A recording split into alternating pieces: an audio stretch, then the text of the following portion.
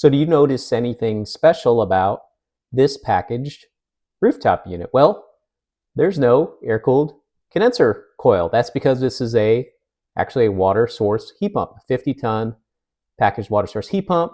There are the heat exchangers in the top of this unit.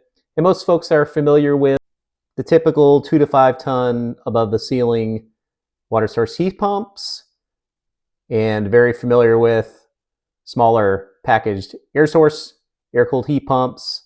And of course, there's some ductless split system heat pumps, residential style air-cooled heat pumps, which a lot of us have in our homes.